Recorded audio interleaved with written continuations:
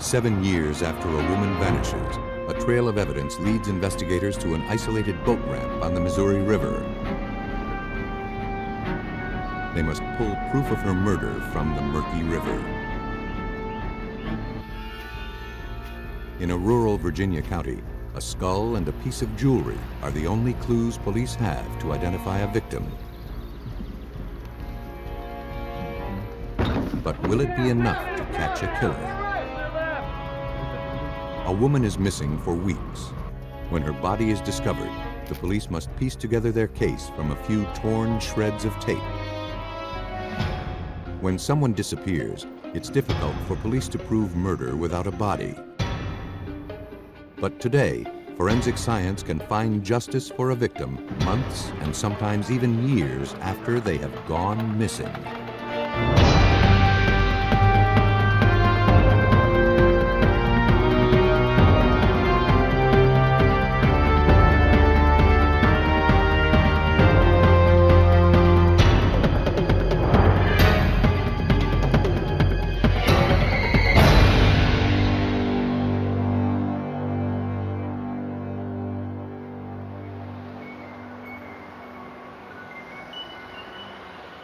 Maryville, Missouri is a small Midwestern town. But in 1990, it was caught in the grip of a big city problem. To combat a growing methamphetamine industry, investigators sought help from those on the inside. Christine Elkins had been arrested for selling the drug. In exchange for immunity, Christine cooperated with authorities by helping to build a case against her supplier. She agreed to tape their next meeting with a microcassette recorder concealed in her clothing. On July 26, 1990, under the watchful eyes of investigators, Elkins met with the distributor at his house.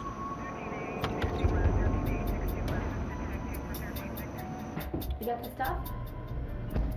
From the moment she walked in, Tony Emery, her dealer, was suspicious. What are you doing?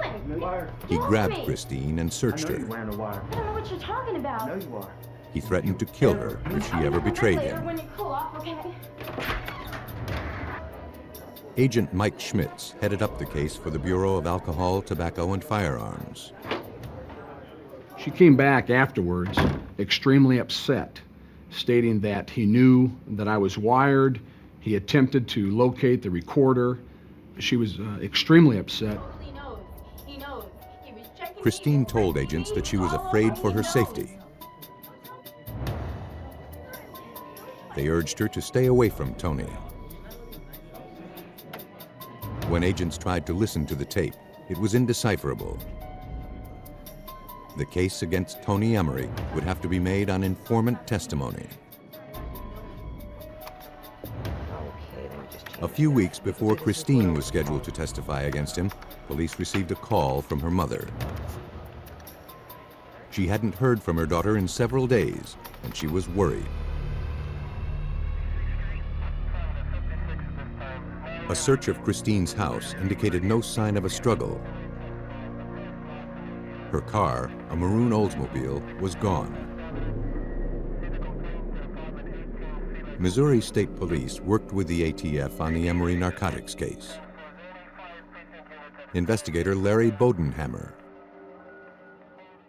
Well, the investigation changed after her disappearance because after a period of time, it was like, well, where is she? You know, what has happened to her? Has she left on her own accord, or has something happened to her? Investigators interviewed Christine's friends and acquaintances. One friend told police she'd seen her around 10 o'clock the night she disappeared. Christine had asked her to watch her son for a few minutes while she met someone.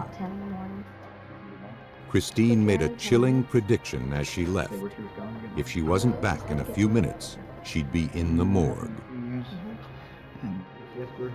No one had seen her since. All right, I need to bring everybody up to date. The ATF and the police now suspected that Tony Emery was behind her disappearance. He had a strong motive, but without evidence of an actual crime, authorities could not prove his involvement. 3 weeks later, Maryville police received a tip from a federal drug enforcement agent in Colorado. Sergeant Strong. A methamphetamine manufacturer facing time in federal prison wanted to make a deal. Get our plans together and stuff. He claimed he knew about the murder of a female informant in Maryville. All right, that'll work. Investigators Talk to you later. feared he was referring to Christine Elkins. Maryville police and ATF agents flew to Colorado to question James Witt. He told them he manufactured methamphetamine for Tony Emery and his cousin Herb Emery. He said he'd heard the two men talking about killing an informant in Missouri. In exchange for leniency, Witt agreed to meet Herb Emery and wear a wire. Authorities hoped their conversation would provide details of the alleged murder and possibly lead them to Christine Elkins.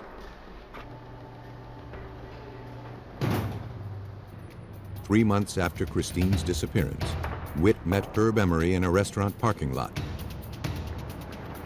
Agents listened to their conversation from a car nearby. Witt pretended he needed to get rid of a body and asked for advice. Herb Emery told him the best way to dispose of a body was to put it in the trunk of a car and sink it in a rock quarry. It was investigators' first clue. Using detailed maps, they identified rock quarries deep enough to conceal a car. But the Midwest, famous for its native limestone, had literally hundreds of quarries. To narrow their search further, they had to think like a killer. If you've got a person in the trunk of the car, what would you do? Would you drive a long ways when it wasn't your car? You could break down. If you were to find a rock quarry, it would have to be something close. It would have to be something that you didn't have to drive. It's a very wet season. You wouldn't have to drive through a field because you might get stuck. They focused on a 75-mile radius, but that still left hundreds of possibilities. Over the next several months, investigators systematically searched those rock quarries for a car containing a body. They found nothing. The ATF, the Missouri State Police, and Maryville Police considered the Emerys dangerous, but lacked sufficient evidence to support a murder charge. Setting up a task force, investigators devised a strategy to get them off the street until they could prove murder. Federal agents again used James Witt, this time to set up a methamphetamine buy. Herb and Tony Emery met Witt at a prearranged location.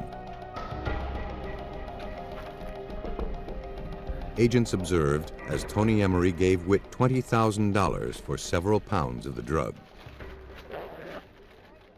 ATF, on the floor! They moved ATF, in to make the arrest. Don't move.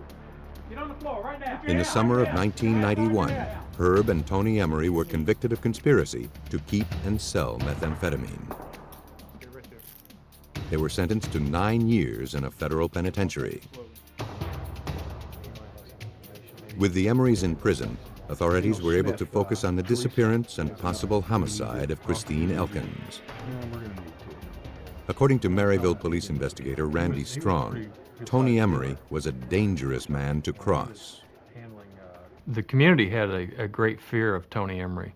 If we had a witness to him doing a crime, they simply wouldn't come forward, or they would back out of the case. No one wanted to talk about it because they were afraid of what he might do to them. But with the Emery cousins safely behind bars, authorities hoped their associates would no longer be afraid to talk. And they had a lead.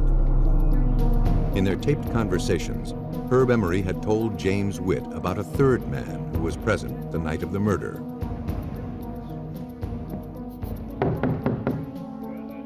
ATF, we're looking for Bobby Miller. Bobby Miller was a friend of Herb's in Colorado. But when investigators tried to question Miller, they got nowhere. Even from prison, the Emerys cast a frightening shadow. Investigators went to one of the Emery's rental properties mentioned in a monitored conversation between Herb Emery and James Witt. They suspected that this was the site where Christine had been murdered. The woman who answered the door confirmed that she rented the house from the Emerys. Once inside, investigators were dismayed to find the house had been gutted and remodeled. Yeah, everything. Well, If Christine had been murdered on the premises, all evidence of the crime had been destroyed. Out of options, the investigators re-examined their case files, looking for a clue, something they might have missed the first time, that would link the Emerys to Christine's murder. Investigators found phone records linking Bobby Miller to Herb Emery around the time Christine disappeared. They also learned that Bobby Miller had rented a truck near Maryville the night Christine was last seen. It suggested his involvement, but they had to find a way to get him to talk. Yeah, this is pretty creepy. In September 1996, 6 years after Christine's disappearance, police went back to Miller. Okay, Bobby, you know why They you're offered here him today. immunity in exchange for his testimony. And your attorney has given us On the permission advice to of his give your attorney, statement. Miller took the deal. You really pin all this down. Miller admitted he was outside Herb Emery's rental property the night Christine Elkins disappeared. He said he watched her go inside, where Herb and Tony waited. When he heard screams, he panicked and drove off. Investigators believed they knew what happened next. But without a body, making a murder case against the Emerys would be difficult, if not impossible. 7 years had passed since Christine Elkins' disappearance. The ATF and the Maryville, Missouri police had Bobby Miller's account of her murder, but no evidence to back it up. Either one of these two. And they were running out of time. The suspects in her disappearance, Tony and Herb Emery, were about to be paroled from prison. Determined to prevent their release, authorities scrutinized every facet of their case. They decided to take a closer look at the Emery's associates. Dana Kleiser wasn't directly involved with Emery or his drug ring. In fact, investigators interviewed him only because Tony had once dated his sister. According to Kleiser, Tony Emery arrived at his rural home the night Christine disappeared. He asked to borrow some gas, then asked Kleiser to show him a nearby boat ramp. Wary of Emery's reputation, Kleiser didn't ask any questions, but led him to a boat ramp on the Missouri River. Tony told him to wait several miles away. Pieces of the puzzle were falling into place. Investigators now believed they knew the location of the car containing Christine's body. We now realized that we had to try, at least plan, to recover a body out of the Missouri River. And I think the thing that was going through both of our minds was the Great Flood of 1993. And I know I was thinking that, unfortunately, Christine is probably in the Gulf someplace now after that flood. The currents of the Missouri River are normally powerful enough to move something the size of a car great distances. During the 1993 floods, the river became a raging torrent that overflowed its banks and caused millions of dollars in damage. He's gonna have a map. It was yet another long shot, but it was all investigators had to go on. To make a case against the Emerys, they had to find Christine's car. They enlisted the help of a non-profit organization called NecroSearch International. These Colorado-based scientists helped law enforcement around the world find clandestine graves and hidden evidence. But this is where you think we're going somewhere down When Clark Davenport, a forensic geophysicist with NecroSearch, arrived at the boat ramp, he'd already amassed a wealth of data. Oh, at night, okay. Prior to coming out to take magnetic measurements, we looked at the make and model of the car, talked to the manufacturer to determine the mass of metal in the motor. We also looked at the currents in the river bottom conditions, river speed, the floods that happened since the car had gone into the river, and the float time from the manufacturer, how long they figured a car would float. Armed with that information, NecroSearch scientists spent 2 days searching a 6-mile area adjacent to the boat ramp. They used a magnetometer, a torpedo-shaped device that measures changes in magnetic fields. Floating several feet below the river's surface, it takes readings every 2 seconds and recognizes large masses such as a car.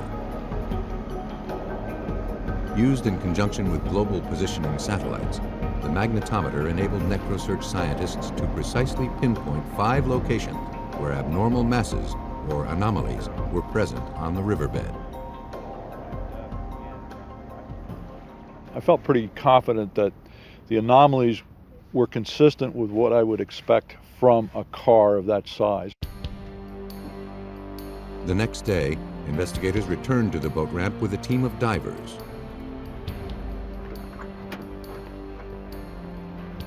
Fighting the murky river's current, the divers searched the 5 areas Davenport pinpointed as likely locations for the car.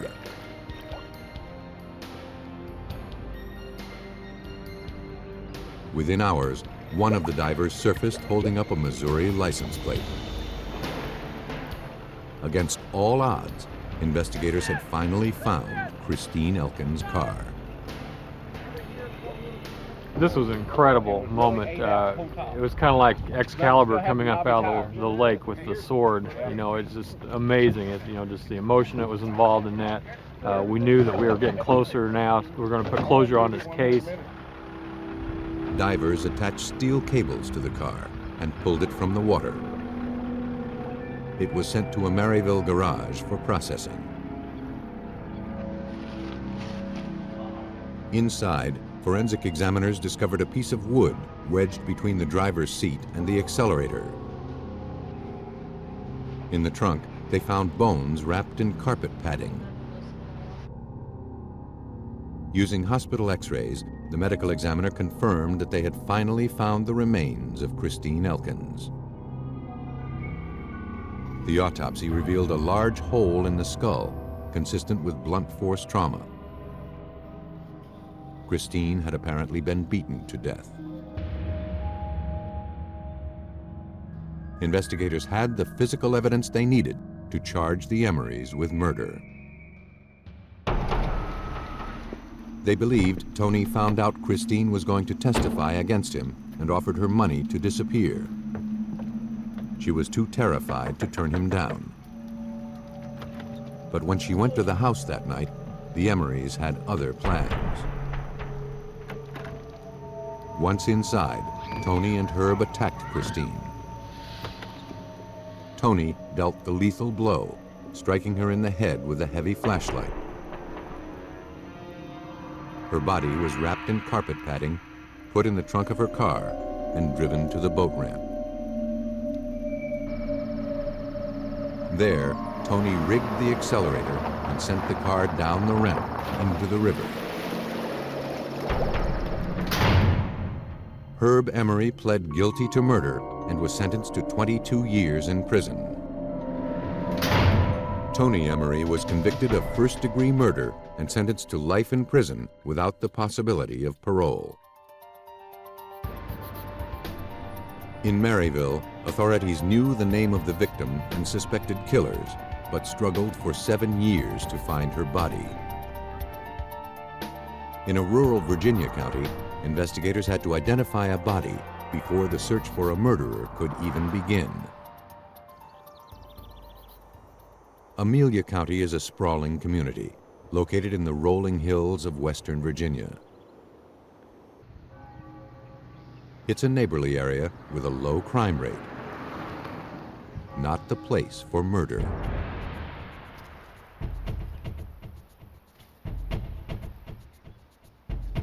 In 1990, while hunting for deer, a man made a gruesome discovery. On an embankment near a small creek, he found a human skull. He took it to the Amelia County Sheriff's Department. Sheriff Jimmy Weaver examined the skull. Its condition told him it had been outside for some time. The presence of a long reddish hair, as well as the skull's small size and features, suggested that the victim was probably female. Two opposing holes in the skull were consistent with entry and exit wounds made by a single bullet. Sheriff Weaver and his deputy went out to the scene. On my way in, I was trying to think of who it could be. There was no one in Amelia missing. No one had called me. Amelia is a small, close county. If something happens, we know right away. After securing the area, Weaver conducted a thorough search. They found more bones, jewelry, part of a blanket, and a piece of denim. Concerned that animals might have scattered additional clues, the investigators broadened their search. They soon discovered what appeared to be an arm bone and a gold bracelet. The evidence seemed to confirm Sheriff Weaver's original theory that the victim was female. Weaver sent the evidence to the Virginia State Medical Examiner's office in Richmond for analysis. Chief Medical Examiner Marcella Fierro examined the remains. The skull told her a great deal about the victim. First, it showed that it was a young white female. Second, it showed that it had a gunshot wound and that there was injury related to this gunshot wound, and that the trajectory of where this bullet went in and where it fractured on the other side indicated it had a path that was lethal. As the examination of the skeletal remains continued, the medical examiner's office was able to establish that the victim had been 5 feet 2 to 5 feet 4 inches tall, with reddish blonde hair. The description was distributed to law enforcement agencies across the state of Virginia. The search was on for any missing women matching Amelia County's Jane Doe. Now, Sheriff Weaver could only hope and wait. In January 1990, the Sheriff's Department in Amelia County, Virginia, needed a lead to establish the identity of skeletal remains found in an isolated area. It wasn't long in coming. Police in Chesapeake, Virginia, reported that a woman who fit the victim's description had been missing for 8 months. Dental records confirmed the victim was 29-year-old Regina Butkowski, known to her friends as Jeannie. The same day, deputies showed Jeannie's mother the jewelry recovered from the scene. She identified it as her daughter's.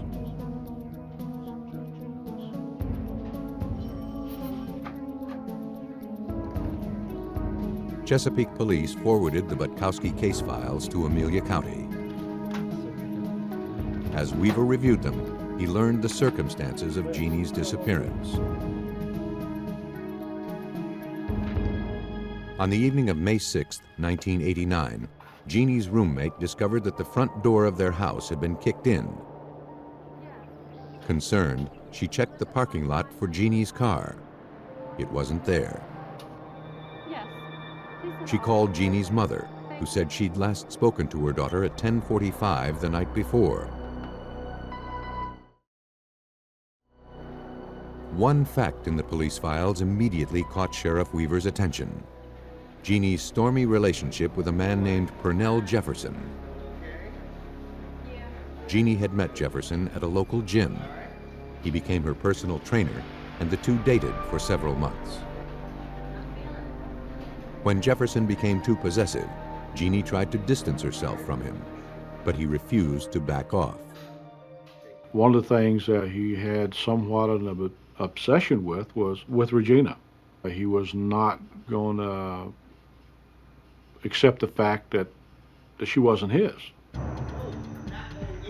Jefferson's obsession had become frighteningly clear when he allegedly kidnapped Jeannie in March 1989. But by an amazing stroke of luck, more than 7 minutes of that struggle had been recorded on her home answering machine. It was a very dramatic tape. No one really knew how it was recorded, but it was. And it was a situation where you would hear her telling, "No, Purnell, don't hurt me, don't do things." And it proceeded on. You could hear noise in the background. And probably one of the most dramatic things of it is that at one time you heard this tremendously deep sob from Regina. Weaver learned that Jeannie's roommate told Jefferson about the tape and threatened to call police. He released Jeannie. She refused to press charges against him, however, out of fear he might take out his anger on someone close to her. 2 months later, Jeannie Butkowski again disappeared. Sheriff Weaver focused the investigation on Purnell Jefferson. A lead came in from Jeannie's parents. They had received a letter regarding their daughter's car from an apartment complex in Richmond, Virginia, 130 miles away from Jeannie's home. The manager of the apartments alerted them that Jeannie's car had been sitting in the parking lot for 6 months. Investigators examined her car, hoping for clues to link Jefferson to the murder. They were disappointed. During the time the car had been there, it had been subjected to the elements. When they had the flood in Richmond, it had been submerged in the flood. So a lot of the evidentiary value from that vehicle was lost. But a new lead was quickly established. A resident of the apartment complex told investigators that he knew a man who used to drive the car. Investigators soon learned that Jeannie's car had changed hands several times. They eventually traced it to a man named Darrell Jones, who was incarcerated in Henrico County. Jones told deputies he bought the car from a local man named Wes Green.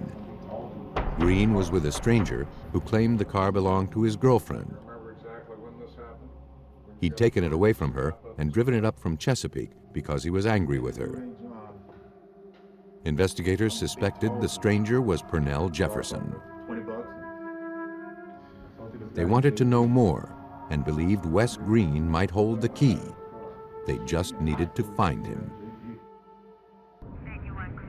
As evidence against Purnell Jefferson mounted, the Amelia County Sheriff's Department believed his friend, Wes Green, might know more about the murder of Jeannie Butkowski. Deputies quickly tracked Green down to an apartment complex in Richmond. When questioned, he admitted he helped Jefferson get rid of Jeannie's car. The officer persisted. Green added that Jefferson had borrowed a co-worker's car around the time Jeannie disappeared. If the car had been used to dispose of her body, it was probable that incriminating evidence had been left behind. Deputies went to the appliance rental store where Purnell Jefferson had once worked. A co-worker confirmed that on May 5th, the day Jeannie disappeared, Jefferson had borrowed his car.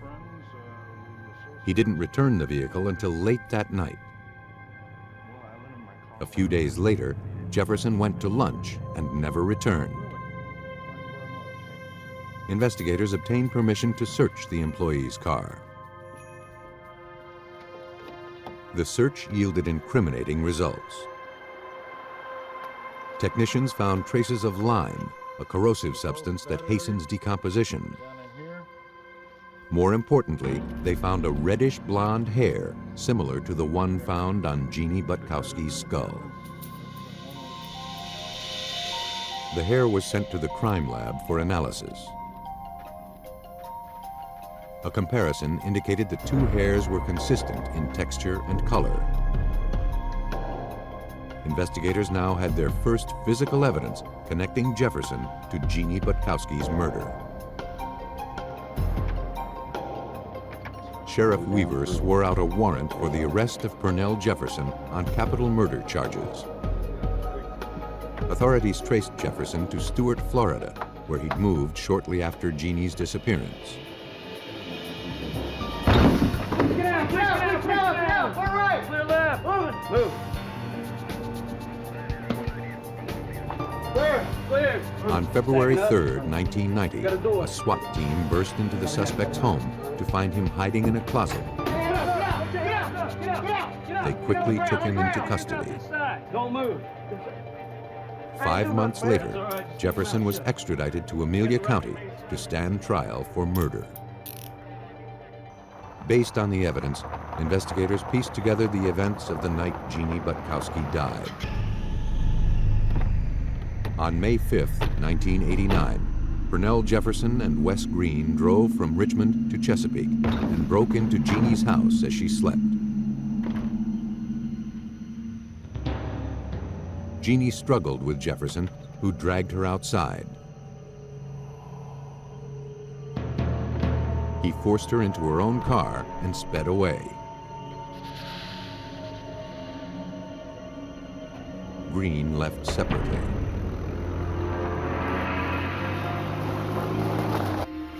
Although investigators never learned the precise location of her murder, they suspected Jefferson stopped at a remote area as he drove back to Richmond. He initially disposed of her body just outside the city.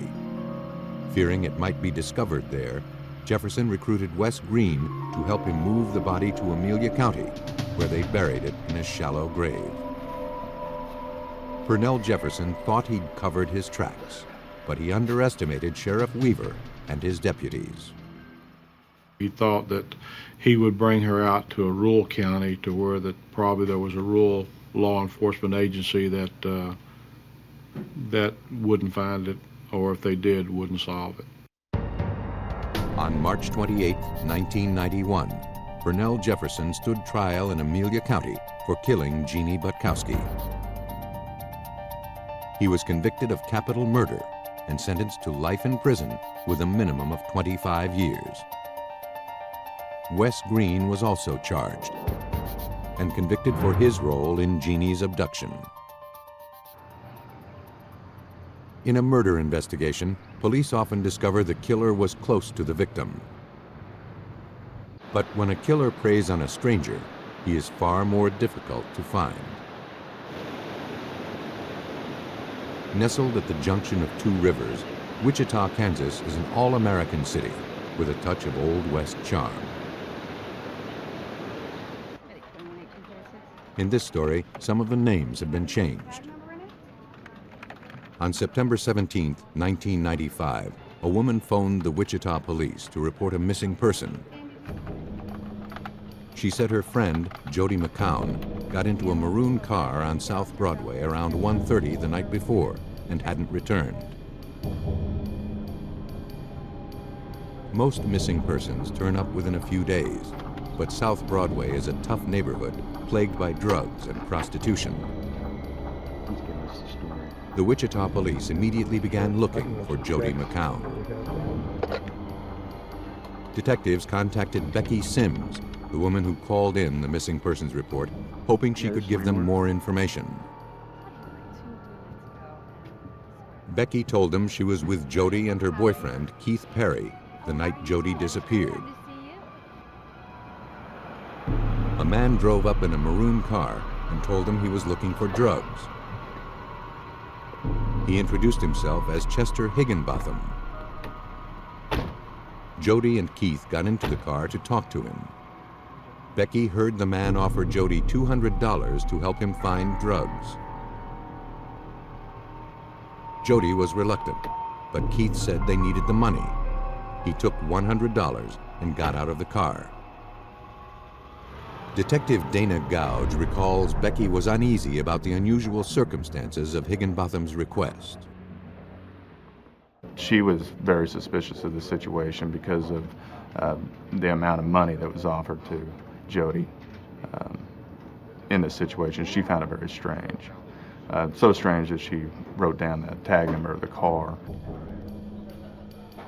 Investigators traced the license plate to a resident named Matthew Murphy, who lived in the nearby town of Newton.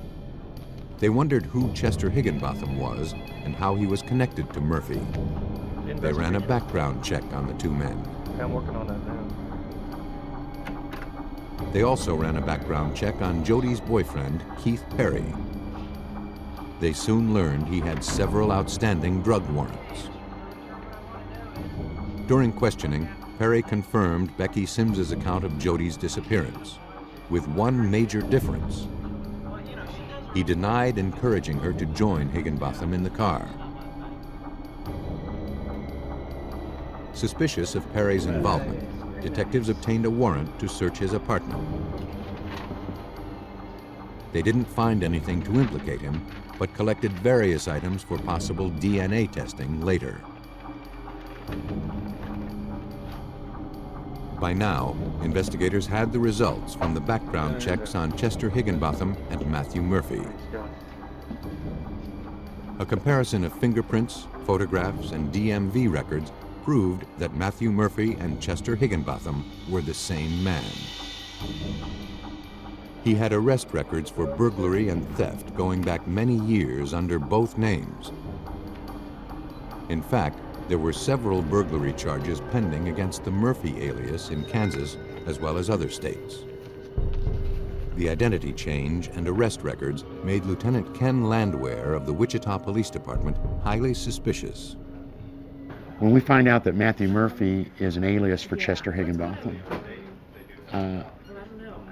it's again a clue that's going to show us that he's trying to hide his background, which has to mean that if he's hiding his background, there's probably something there that's more serious than burglaries and thefts. Police called Higginbotham, who readily admitted he picked up Jody McCown on September 16th. But he said he dropped her off later and hadn't seen her since. Despite his claim, police were anxious to question him and search his residence. We had hopes of being able to look through his house, try to determine whether or not he may have been involved in this, and also we had hopes that we would be able to find Jody alive. Because Higginbotham was the last person seen with Jody, investigators were able to obtain a search warrant. Whatever he was hiding, investigators hoped to find the answers in his house. Wichita and Newton, Kansas police struggled to solve the disappearance of 28-year-old Jody McCown. She was last seen with a man named Chester Higginbotham. When investigators arrived at Higginbotham's house, nobody was there. Armed with a warrant, they began searching for clues. Detective T. Walton found nothing to suggest murder. We were picking up fibers from carpeting. We were looking at his boots and his shoes. We were looking for a body, but we did not find a body inside the house. Investigators were pondering their next move when a car pulled up in front of the house and a couple got out. The man calmly identified himself as Matthew Murphy and asked what was happening. Investigators produced a warrant and brought them to the station for questioning.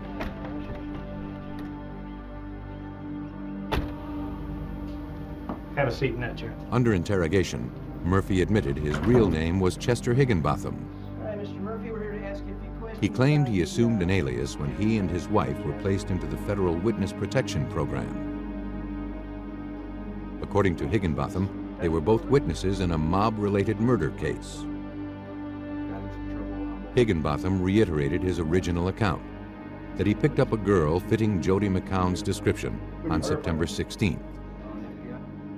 He said she was leaving town, so he dropped her off at the bus station around midnight. Okay, we want you to. To detectives, his story didn't quite ring true. His times of dropping Jody off were not consistent with the times that our bus stations were open here in Wichita, either the city buses or the trailway buses.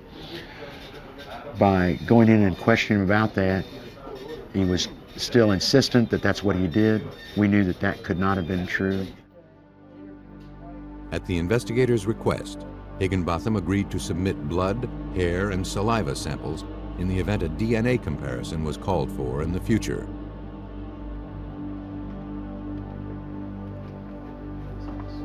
Detectives also spoke with his wife, Vicky. She told them she didn't know her husband's real name was Higginbotham and contradicted his assertion that they were in the witness protection program. Vicky also said her marriage was troubled and she believed her husband was seeing other women.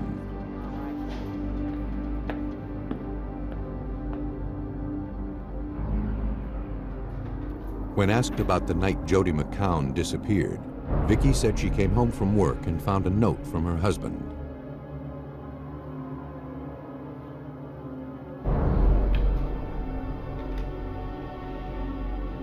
He said he was going to pick up parts for a car he was working on at a rented garage. When he hadn't arrived home by 3 a.m., Vicky drove to the garage to look for him.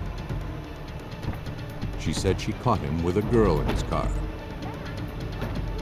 Although her husband wouldn't let her near the vehicle, she could see a girl with brown hair in the passenger seat. When Vicky confronted her husband, he claimed he was only giving the girl a ride. Vicky told him to come home immediately and then left. She said her husband arrived at the house about 5 minutes later. Based on the contradictory information obtained from Vicky, investigators questioned Higginbotham again.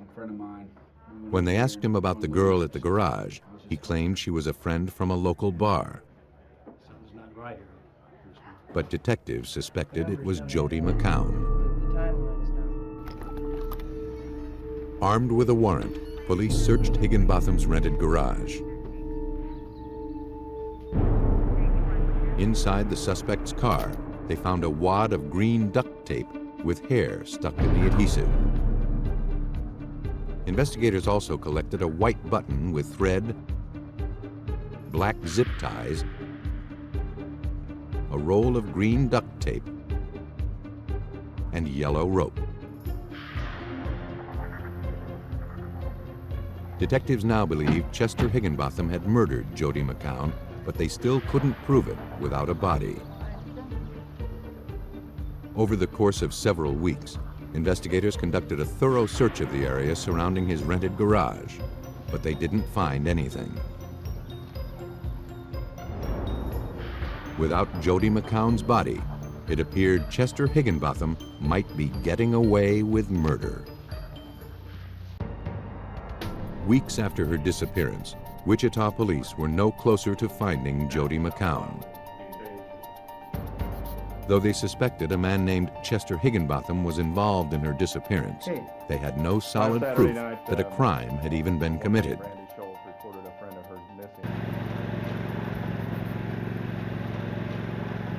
On October 11th, nearly a month after Jody's disappearance, a county groundskeeper working on the outskirts of town made a grisly discovery. The decomposed body of a woman lay in a ditch by the side of the road.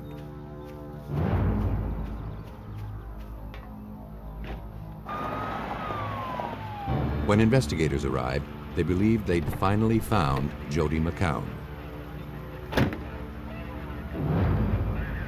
The victim lay face down. A sweater and various undergarments were found near the body. As they searched for clues, the scene yielded a wealth of physical evidence. She had the black plastic zip ties on her. She had green duct tape, just like was found in the shed, wrapped completely around her head, covering her nose and mouth area.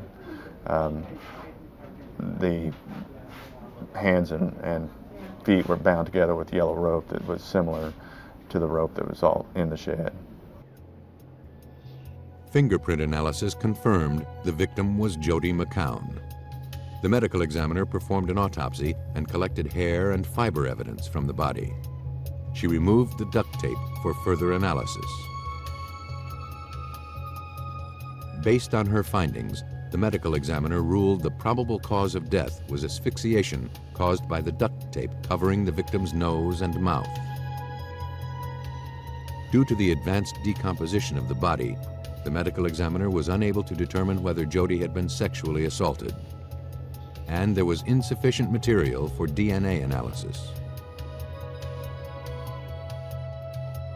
Detectives would have to build their case on other evidence. At the Wichita Police Department Crime Lab, evidence technician Patrick Cunningham hoped the duct tape would lead investigators to her killer. Using a solution called gentian violet, Cunningham looked for latent prints left on the tape. When the dye comes into contact with human protein residues, like those left by fingerprints, a vivid purple stain appears. When the tape from Jody McCown's body was put into the gentian violet solution, the results were disappointing. And when we examined the back side of it, near the torn edge, there were some partial fingerprint impressions in that area, but there wasn't enough minutia for comparative purposes. Forensic examiners had one last chance to make their case against Chester Higginbotham.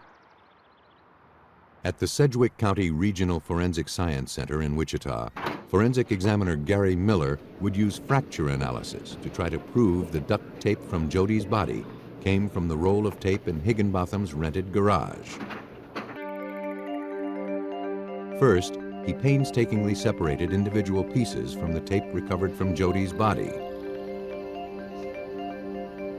Then, he analyzed the torn edges to establish the sequence in which the pieces had been torn from the roll. Upon aligning the torn edge, we can go and see that the fractures, such as a jigsaw puzzle, fits together, but we're also able to align that the spacing between these threads are consistent. And visually, we can tell from the color they are consistent. Miller's analysis proved that the roll of duct tape collected from Higginbotham's garage had been used to bind Jody McCown. Forensic scientists also compared fibers recovered from the victim's clothing with carpet fibers taken from Higginbotham's car. Under a microscope, the texture and color of the fibers were consistent. Detectives had finally established physical links between Jody McCown and Chester Higginbotham. Scientists then compared the button and thread found at the garage with those on Jody McCown's shirt. They carefully measured the buttons, noting similarities in size, design, and material. The threads from the garage and the victim's shirt were consistent. In the end, forensic science had given detectives enough evidence to make a homicide charge stick. Based on the evidence, police reconstructed the sequence of events on the night Jody was murdered. They believe Chester Higginbotham took Jody McCown to the rental garage.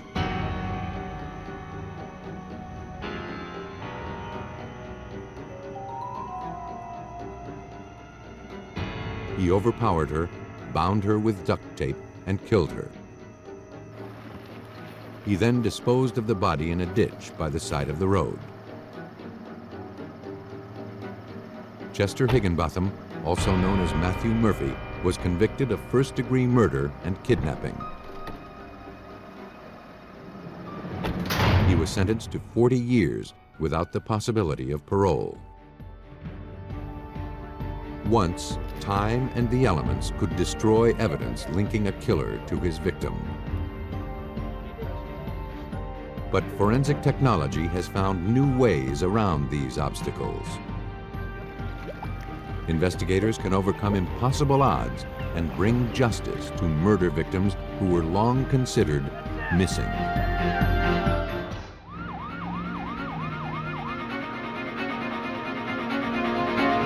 A young electrician suffers an agonizing death. The victim's hair may determine whether it was a job-related poisoning or a deliberate act of murder. The wife and mother-in-law of a police officer die from apparent heart attacks just weeks apart. A paper trail leads to a possible double homicide and a bizarre double life. an engineer with no apparent health problems becomes mysteriously ill and dies. A bounced check triggers a relentless search for the truth. Poison is a silent killer, but not completely undetectable. By utilizing advances in forensic technology, detectives can now expose the perpetrator of an invisible death.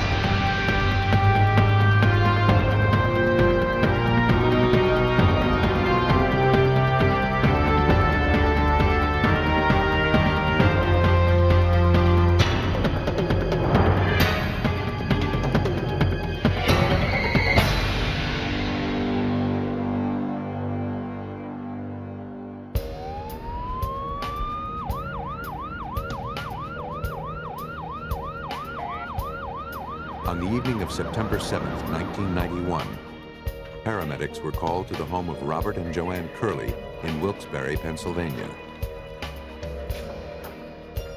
Joanne told emergency technicians that her husband, Robert, was in unbearable pain. Though they could not immediately identify the source of the problem, they found his vital signs were dangerously low.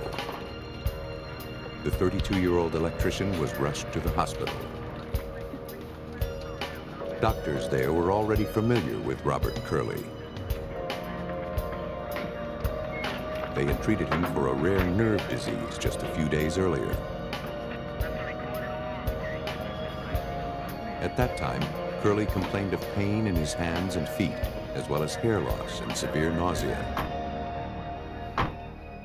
Now, the escalation of Curley's symptoms caused them to reconsider their diagnosis.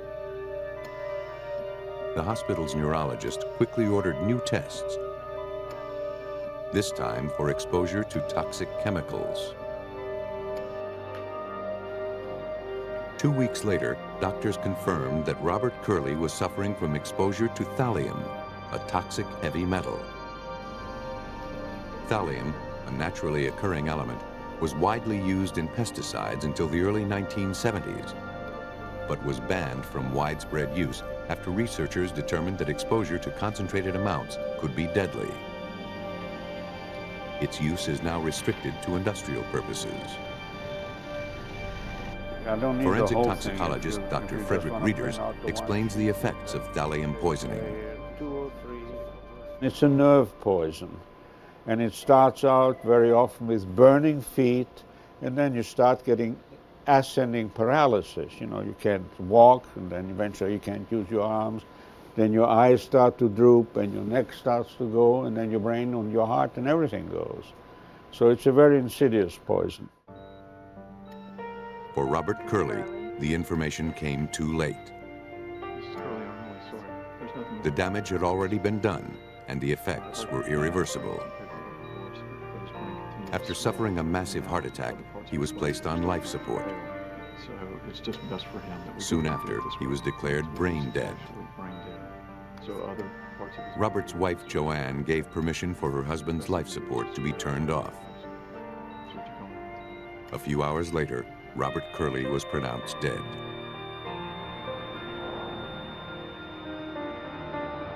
The official cause of death was cardiopulmonary failure due to thallium poisoning. Now they had to determine how and where he came in contact with the deadly chemical.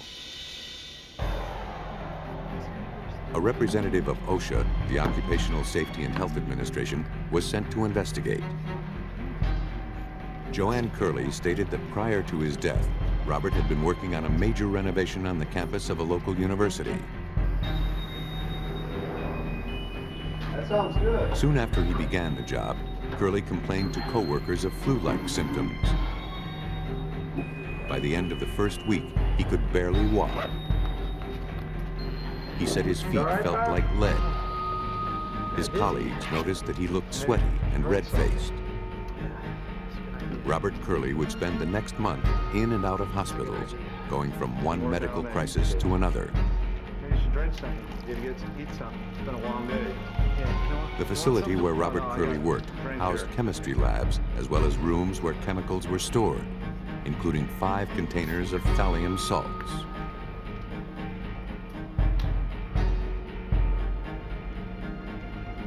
OSHA investigators began a painstaking examination of the chemistry lab.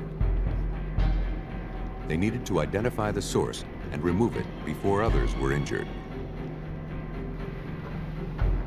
The team took numerous air samples and exhaustively tested various objects and rooms to determine if there was another source of exposure. They came up empty.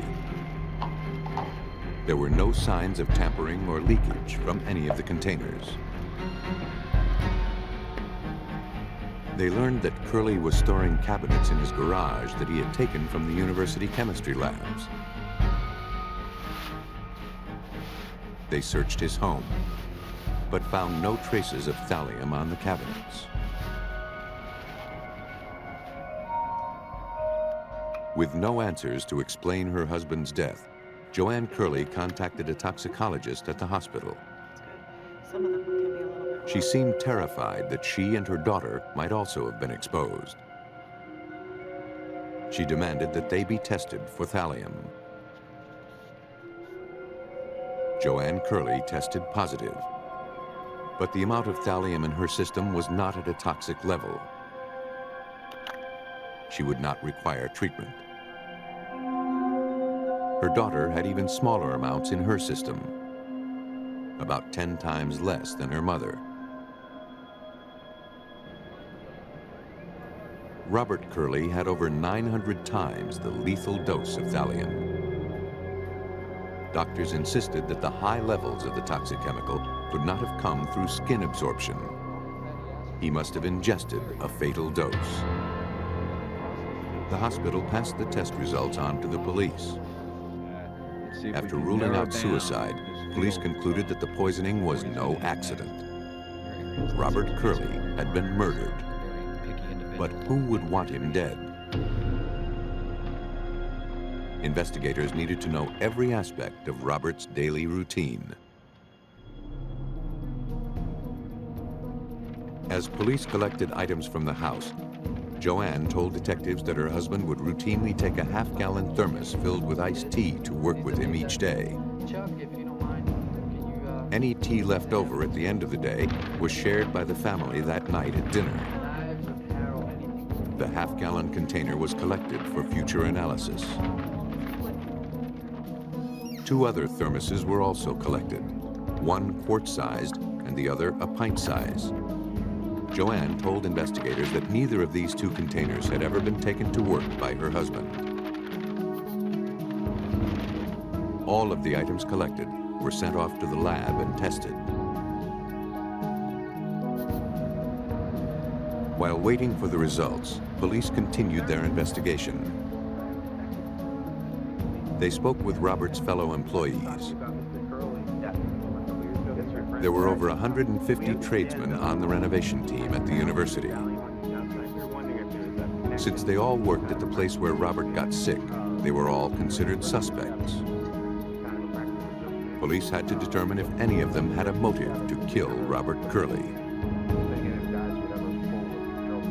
But no one seemed to dislike the electrician. Honey, come here, let me show you something. I've got a great idea. Look at this. Robert's co-workers revealed that Joanne had recently come into a large sum of money. All these job materials, license fees, everything. That's it. Settlement that you're getting. She had been awarded over $1 million in a wrongful death suit after her first husband died in a traffic accident. We can do together. No, absolutely. The financial windfall was a source of friction. Robert wanted to use the money to start his own electrical contracting company. I've waited 6 months for that. Plus, you wanted the yard to be Joanne made it clear she had no intention of bankrolling her husband's dreams. It's my money. Well, we can talk about that. We can't. It's my money, and you're not getting it. Investigators learned that as a result of Robert's death, Joanne stood to collect an additional $300,000 as the sole beneficiary of several insurance policies. The information was enough for police to put Joanne on the suspect list. But since she and her daughter had also been poisoned, it seemed unlikely that she was the killer. In the lab, examiners tested nearly 100 items taken from the Curleys' home.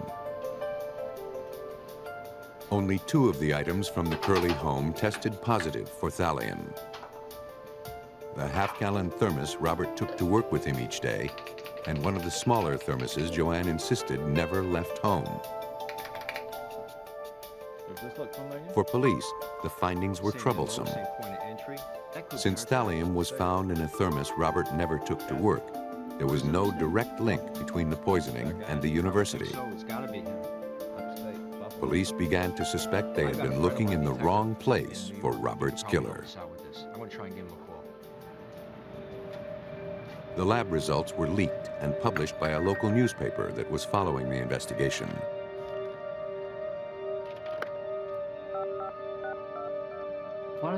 Joanne told police that she remembered something that would explain why the smaller thermos tested positive. She said that shortly after her husband was hospitalized, he called her and asked that she bring in pizza and iced tea for a farewell party for his roommate. Joanne said she transferred the remaining tea from the half-gallon thermos to the smaller container and took it with her to the hospital. As long as the half-gallon thermos remained the focal point of the investigation, Robert's co-workers could not be dismissed as suspects. And none of them had a reason to kill the electrician. The investigation hit another dead end, one that would last for the next 3 years.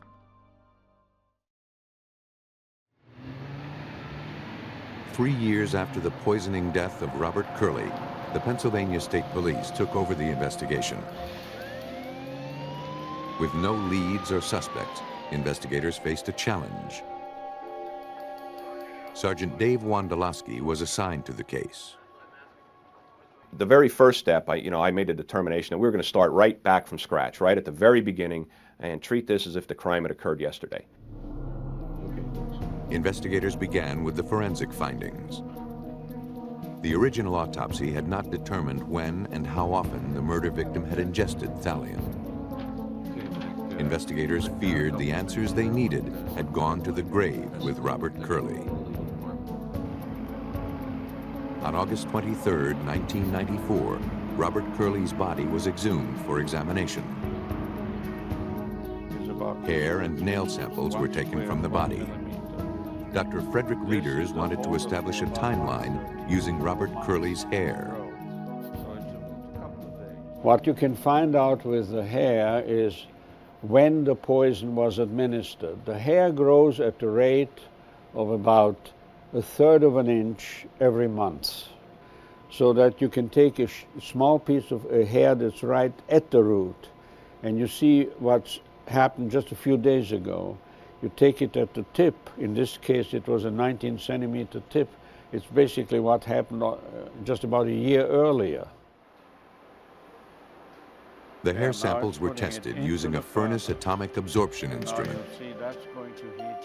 In this test, a sample is placed in a graphite tube and heated to the point of vaporization.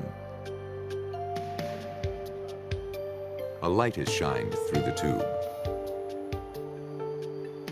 The amount of light absorbed by the vapor determines if thallium is present and how much. Robert Curley's hair samples told an especially revealing story. The hair is long enough so that we can say that in November of 1990, he started getting thallium, and probably even earlier. And that apparently then there was he got another dose around March of 1991. Another one, a smaller one perhaps, sometime in April. And then he got a whopping dose in June.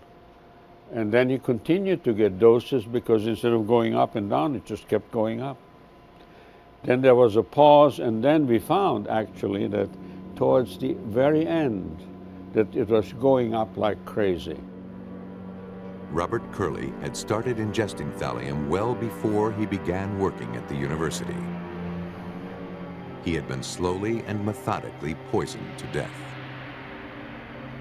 Then, a final massive dose had been administered, around the time he was last hospitalized.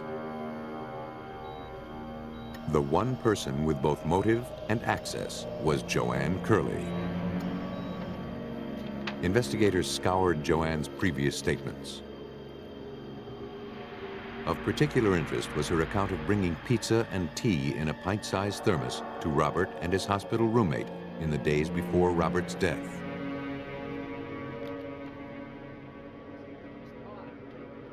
Investigators questioned the roommate, Richard Bonin. He gave them a very different story than the one Joanne had given a few years earlier. According to Bonin, neither he nor Robert had asked Joanne to bring them food or drink. Nor were they celebrating Bonin's departure, which did not take place for another 2 days. That night, according to his roommate, Curley's condition worsened dramatically. He was screaming in pain. Bonin summoned help. I think the next biggest one would be like a He distinctly thermos. recalled that Joanne served the iced tea in a large half-gallon thermos. All right, thank you so much. Police believed Joanne had administered the last fatal dose to her husband as doctors tried in vain to save his life. On December 12, 1996, Joanne Curley was arrested and charged with first-degree murder. As part of a plea bargain agreement, Joanne confessed. Only months after she and Robert wed, she realized that the marriage had been a mistake. Divorce was a possibility, but the thought of Robert's life insurance policy tantalized her. An old jar of rat poison she discovered in the basement seemed to be the answer. She could rid herself of her husband and net nearly $300,000 in the bargain.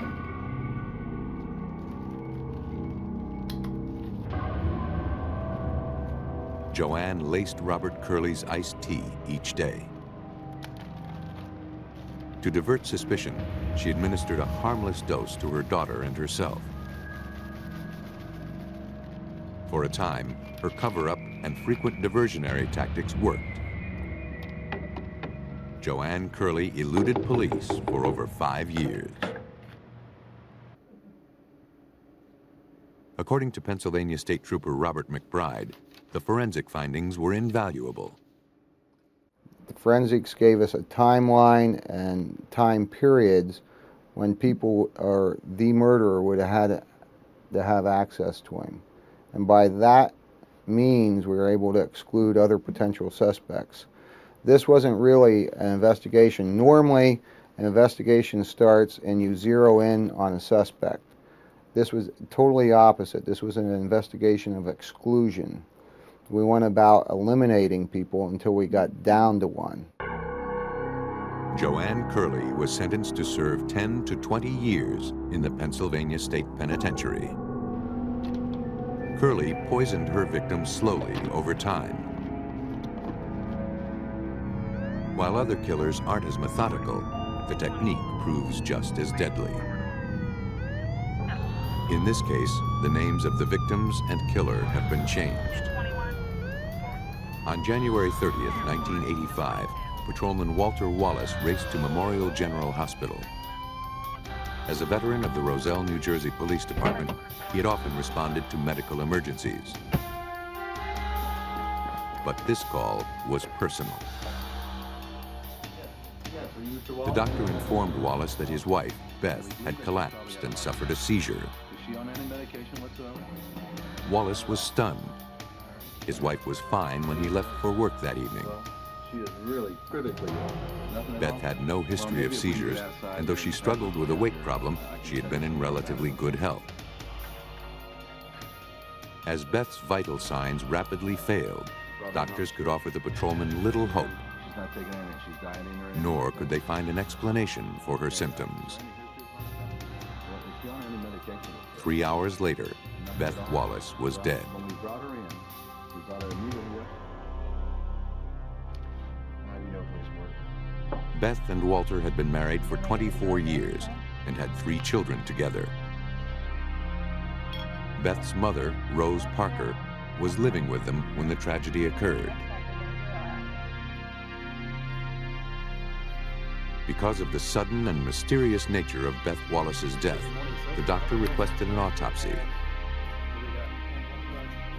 Cause of death was determined to be cardiac arrest. A month later, tragedy struck the Wallace home again. Rose Parker suffered a massive heart attack. Paramedics worked frantically to stabilize her and swiftly transport her to the hospital. But it was too late. Shortly after her arrival, Rose Parker died.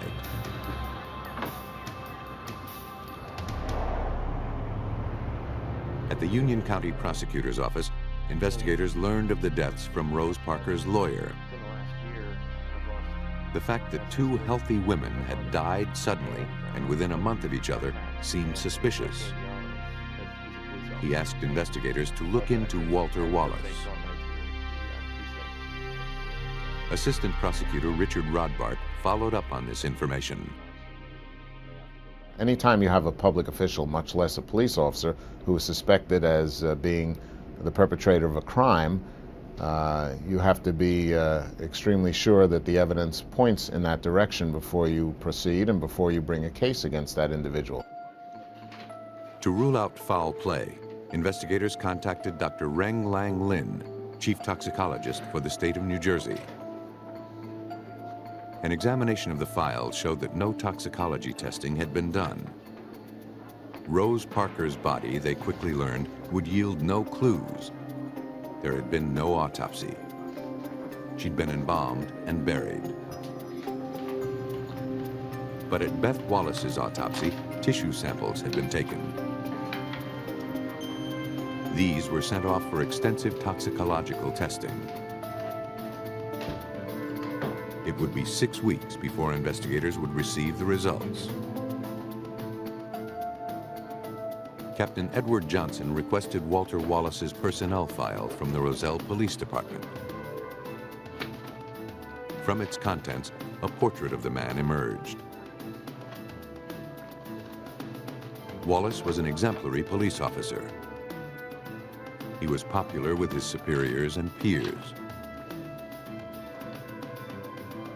Nothing in the file was out of the ordinary or raised suspicions. Captain Johnson read the file in its entirety, including Wallace's military discharge papers. It showed him to have won several important medals and listed a lot of combat service over in Vietnam. For whatever reason, I can't remember exactly what sparked it, but I was looking at it, and I was at first impressed by the record that this fellow had. Then there was something on a 214 that just didn't look right. Johnson contacted the U.S. Army to verify the record. His suspicions were confirmed. He never had any of those medals. He was never in Special Forces. In fact, we can't verify overseas service on the part of this man. So the 214 that was in the police department file was a forgery. Walter Wallace was a liar, but was he capable of murder? To find out, investigators would need to talk with the people who knew him best, his fellow officers. There is a certain difficulty, obviously, in investigating a police officer for a crime, because you have to go into his department, talk to people that he works with every day, and the more people you talk to, the more you're signaling where your investigation is going. Hi, Jeff. You got that file Investigators for me? made a low-profile visit to the Roselle Police Department while Wallace was off duty. I'll get it back to you in a couple of days, okay? They didn't expect Wallace's colleagues to be forthcoming, but one officer surprised them. According to the officer, there was something perplexing about Walter's marital status. He suspected that Walter had married a woman named Jacqueline Deal while he was still married to Beth. Investigators wondered, was Walter legally divorced or living a double life? Through Beth's friends, investigators learned Walter was away from home a lot. He told Beth he was being treated at a VA hospital for exposure to Agent Orange. And that's why sometimes for a week or so he might be gone, or he might be gone for the whole weekend, and she's not going to see or hear from him, and she's not going to be able to get in touch with him because the ward that he's in over at the hospital doesn't have any kind of telephone. He was pretty, and for a while he was pretty good at juggling all of this. Investigators traveled to nearby Elizabeth, New Jersey to question Wallace's other wife. Thank you. Well, Jacqueline Deal confirmed that she and Walter had been married on November 2nd, 1984, 3 months prior to Beth Wallace's death. She said Walter had divorced his wife the summer before. Walter had brought over the divorce papers when it was final, and the two had celebrated. I'm so excited. Investigators found the divorce decree among documents provided by Rose Parker's lawyer. Numerous irregularities made them question its validity. Investigators searched for the original divorce decree at the county courthouse. There was no record under the name of Wallace. They then searched under the case number, only to discover it belonged to somebody else's divorce. The case name clearly read Martin versus Martin, not Wallace versus Wallace. Police surmised that Wallace used his badge to obtain the Martins' divorce decree. Wallace altered the document in order to obtain a marriage license with Jacqueline. Investigators sent the document to the FBI lab for further analysis. They had caught Walter in another lie, and this one indicated a possible motive for murder. But investigators were perplexed. Why would Wallace fake a divorce and kill his wife rather than legally end the marriage? Looking for a potential financial motive, investigators scrutinized Beth's will. Walter stood to inherit everything, including the family house. But something about this document also caught the investigators' eye. The will was dated just 2 months prior to Beth's death. The timing seemed too convenient. Further investigation revealed the existence of an earlier will. In this version, Beth had left everything to her mother. She left only $1 to her husband. Investigators wondered if he had forged the second will and then killed his wife. The new will was notarized by a secretary in the Roselle Police Department. But she denied ever witnessing the will or affixing her seal to the document. The secretary noted that Wallace often worked at her unlocked desk. He could have easily used her notary seal to certify a document without her knowledge.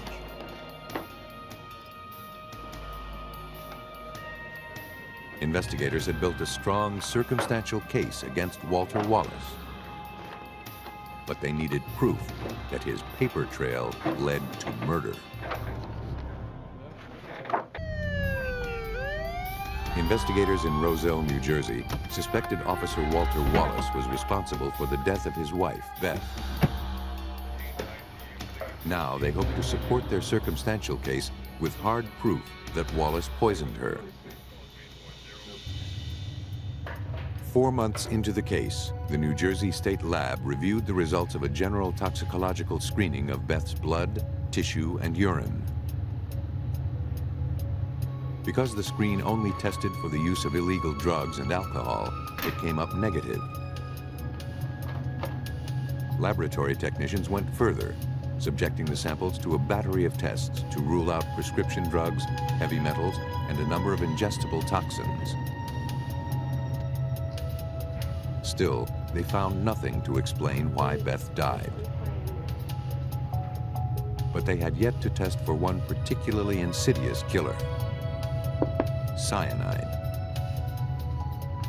Samples from the victim were prepared in test tubes.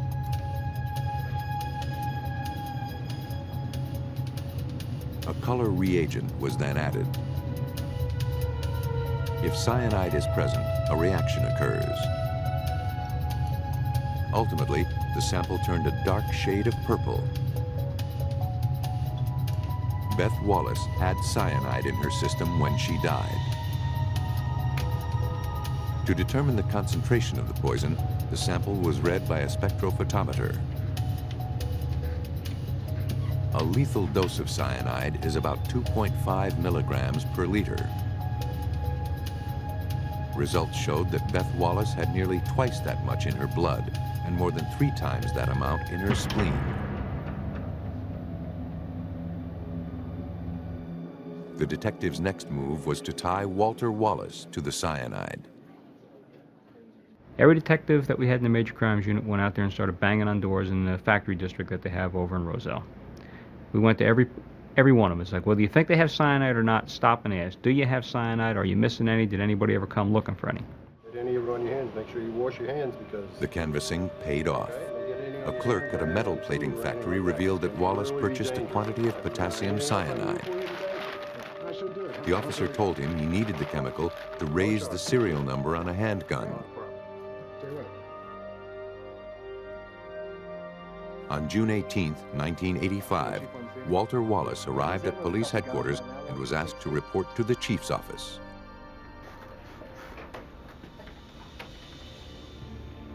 There, he was placed under arrest and escorted to jail. A warrant was issued to search the Wallace residence. Here's our situation. The prosecutor's office enlisted the aid of their narcotics team. Due to the nature of their work, team members are skilled at conducting meticulous searches. James Durkin was a member of that team. Once we got to the house, it was somewhat evident why the chief had asked us. The house was a littered mess from attic to basement. On that particular day, we had a team up in the attic as well as the basement, and we were going to meet in the middle. Police removed some 100 items from the Wallace home. Hey, Captain, is that something? A manual typewriter was found hidden behind the couch. Legal documents, including the original Martin divorce decree, were found in a drawer. Upstairs, the narcotics squad found a trap door leading to the attic. Writing samples, along with a page of forged signatures, were collected. Within 15 minutes, a team member discovered a crucial piece of physical evidence. Bingo. An empty bottle. What have you got? Got this in the attic. The handwritten label read potassium cyanide.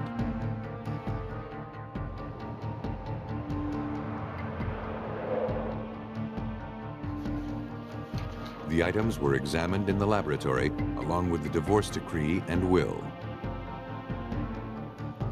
A confiscated typewriter was found to have a spacing error consistent with the altered documents. More damaging, signatures on several of the papers were determined to be forged by tracing. Finally, cyanide was found in the bottle recovered from Wallace's attic. The label was in his handwriting. In May 1986, Walter Wallace was found guilty of bigamy and the first-degree murder of his wife.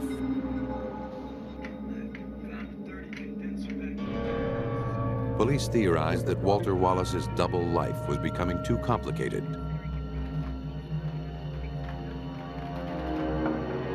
Instead of filing for divorce, Walter chose murder.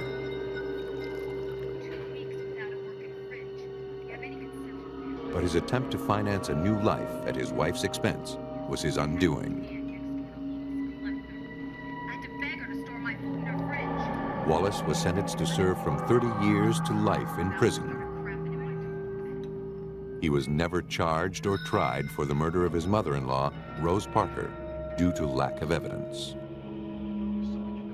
The secret life of Walter Wallace was motive for murder.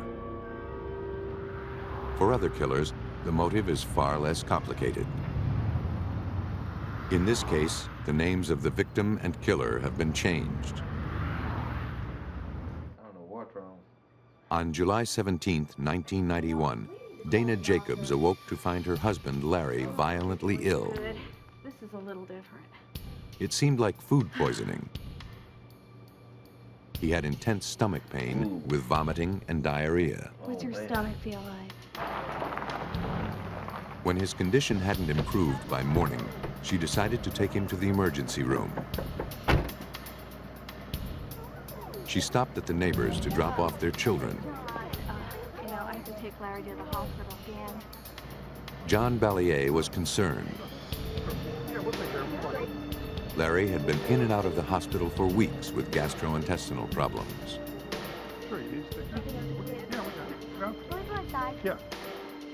Jacobs was admitted at Humana Suburban Hospital in Louisville, Kentucky. Doctors administered intravenous fluids to keep him from dehydrating. There was cause for concern. Although he displayed the classic symptoms of food poisoning, he did not respond to treatment.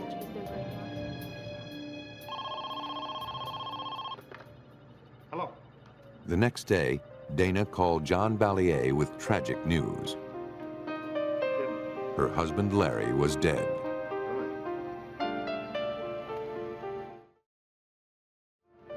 She asked him not to say anything to the children until she could tell them in person.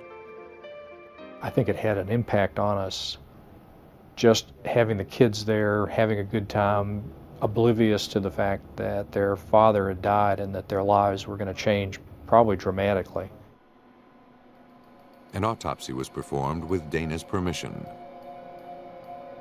Doctors wanted to know what had killed the otherwise healthy 41-year-old man. Apparently, Jacobs had suffered a massive heart attack.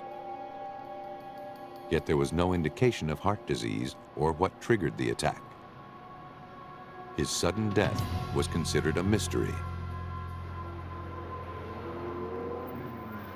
On Monday morning, John Ballier related the sad events of the weekend to his colleagues at the Commonwealth Attorney's Office. Of course, the kids play together. Hey, John, how are you? Shortly afterward, Ballier received intriguing news from a fellow attorney. Oh, man, it's terrible. His brother-in-law owned a chemical company. Dana Jacobs had been a recent customer. Fine, how you doing today? In fact, she came in the day her husband got sick. She purchased a chemical called colchicine. His brother-in-law only remembered the purchase because Dana's check had bounced. And his brother-in-law had called him complaining about the fact that this check had bounced. And he thought it was kind of an interesting coincidence that the two events involved the same family. Ballier researched the chemical. He found that colchicine in small doses is used to treat gout. Larger amounts could be fatal. He contacted Barbara Weekly Jones, Assistant Chief Medical Examiner for the Commonwealth of Kentucky. There is a fine line between therapeutic levels, meaning giving relief from gouty arthritis, and levels of the drug that can cause significant side effects. And the main side effects of this drug are nausea, vomiting, and diarrhea, which, when it reaches a bad, severe state, can cause death of an individual. Dr. Weekly Jones was aware that the general drug screen performed at autopsy would not reveal a specific toxin, such as colchicine. She prepared blood and tissue samples for further testing. She was not optimistic the test results would prove definitive. If Jacobs had ingested colchicine, it had probably been eliminated from his bloodstream prior to his death. Their only hope was to find traces of the chemical in specific organs. Because the gastrointestinal tract absorbs it, it gets partially metabolized in the liver and it gets excreted in the kidney. So those three organs would be the most likely areas to find any residual colchicine at the time of the autopsy. It would take 2 weeks to obtain the test results. Investigators would have to wait for the answer to a crucial question.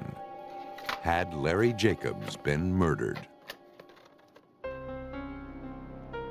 Larry Jacobs, a 41-year-old father of 2, had died of a mysterious stomach ailment. John Ballier, Jacobs' neighbor and a Commonwealth attorney, was suspicious. He assigned Detective Pat Conkling of the Jefferson County Police Department to investigate. Ballier told Conkling that the dead man's wife had purchased a potentially lethal chemical called colchicine just days before his death. The detective's first order of business was a visit to the state medical examiner's office. The results of Larry Jacobs' toxicology test had finally come in. He had 160 nanograms per milliliter of colchicine in his system. More than enough to kill him. Go ahead and take a seat. It was time to confront Dana Jacobs. Jacobs, I just have a few questions I'd like to ask you. First, I have to inform you that... But investigators were surprised by the reception they received. She invited us in. There was no hint of any problems. She was very cordial with us. We never had the first bit of hesitation on her part of talking with us. She readily admitted to buying the colchicine. She said she needed the substance to kill algae growing in her swimming pool. Investigators asked if she still had any left. She said she had used it all in the pool. I asked her how she came across the chemical, and she gave us the name of several businesses that suggested that she used this chemical to control the algae. Detectives contacted these businesses in an effort to confirm Dana's story. No one remembered telling her that colchicine could be used to control algae. In fact, most had never even heard of the substance. Investigators were at an impasse. They knew how Larry Jacobs died, but not why. Perhaps an examination of the couple's marriage would yield more clues. Investigators visited Larry's sister. She told police that the couple was in financial trouble as a result of Dana's compulsive spending. Family members had lent them thousands of dollars, none of which had ever been repaid. Larry told his sister that he had taken steps to keep Dana's spending under control, but to no avail. Their credit cards were at or over their limit. One of Larry's co-workers recalled having to lend him money on a business trip to pay for meals and a hotel room. The embarrassed engineer explained that he had neither cash nor available credit at the time. And there was insurance money. Larry had 2 life insurance policies on himself. One for $138,000 and the other totaling $250,000. Detectives dug deeper into Dana Jacobs' background. They learned that the respectable wife and mother had a troubled past. Before she was married, Dana had served time for bad check charges. From her prison records, investigators learned that a counselor had diagnosed her as a pathological liar who urgently needed psychiatric treatment. Dana Jacobs was arrested and indicted on murder charges in January of 1992. Police were certain they had cornered a killer. But a new clue was about to emerge, a clue that could possibly put her in the clear.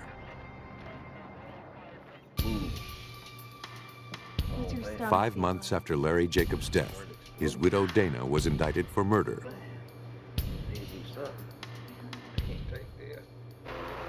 Out on bail, Dana was back at home with her children. Just weeks before her trial, she made a discovery that could exonerate her.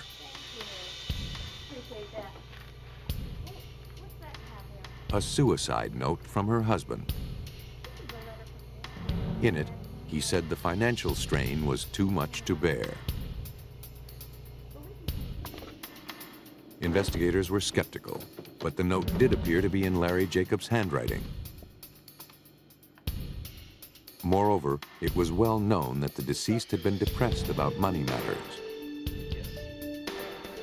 With his background in chemical engineering, it was possible he was familiar with colchicine and used it to end his life. The suicide note was forwarded to Stephen Slater, the Commonwealth's document expert. The first thing he noticed was that different pens had been used.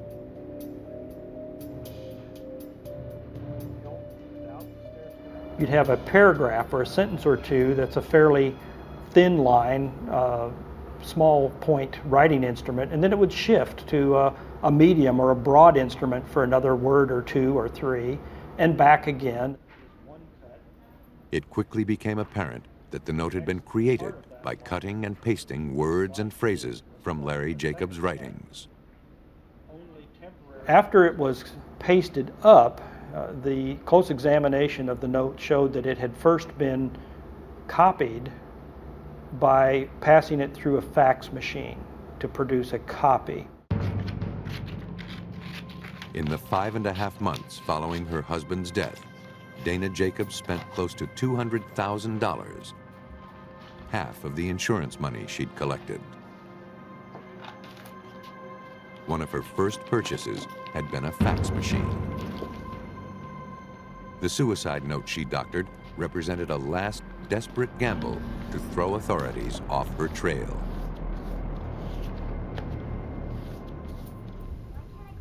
Another piece of damning evidence was provided by John Ballier's daughter. I know how she did it. Oh, that's not something you No, should say. Dad, I really do. I know how she did it.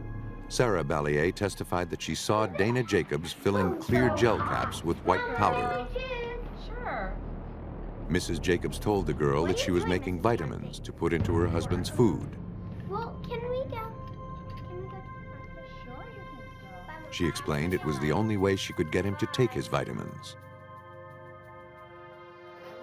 Police theorized that Dana Jacobs used a familiar household routine to poison her unsuspecting husband.